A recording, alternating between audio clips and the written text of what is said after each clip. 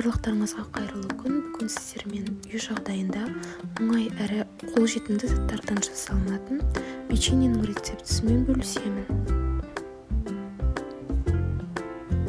Бізге ұн, қопсытқыш, 2 жұмыртқаның сарысы, қант және сары май қажет. Ең алдымен ұн мен қопсытқышты араластырып, електен өткізіп аламыз.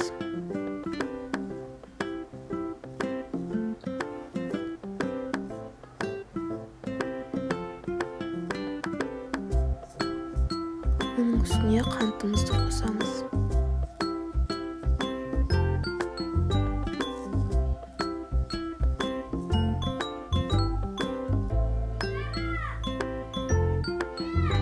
Сары майымыз үй температурасында тұрған болмауы қажет, холодильниктен жаңа шыққан болуы қажет.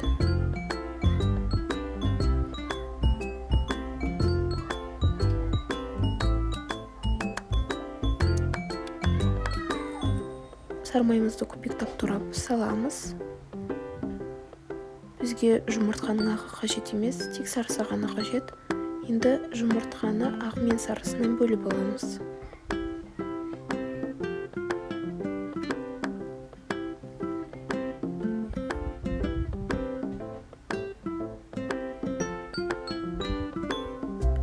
Енді қамырымызды илейміз. Бізде песочный тесто болу керек. Майымызды ұнмен қосып жақсылап үгітіп аламыз.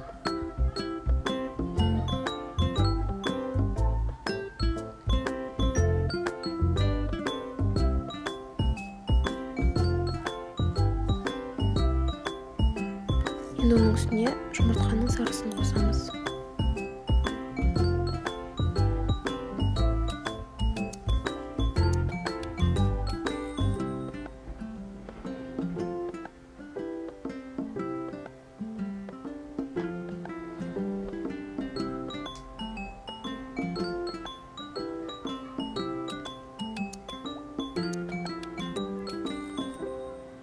Біз қамырымызды жақсылап иледік.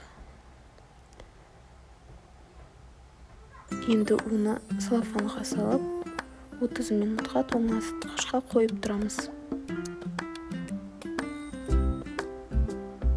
30 минут болды. Енді қамырымызды жаямыз.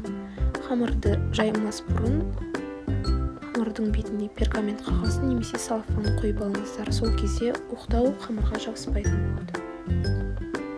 Енді қамырымызды жаямыз.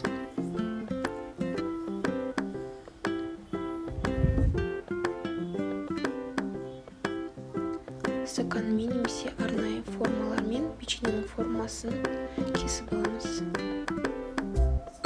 Қалыңдығы осындай болады.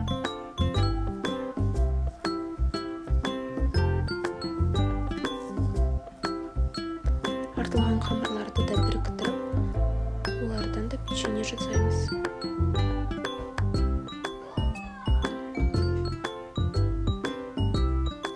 Градуста 20-22 минутта пешке саламыз. Біздің печеньеміз 20 минутта дайын болды. Дәмі өте керемет болып шықты. Сіздерге де ұнайды деген сенімдемін. Жасап көріңіздер, ас болсын.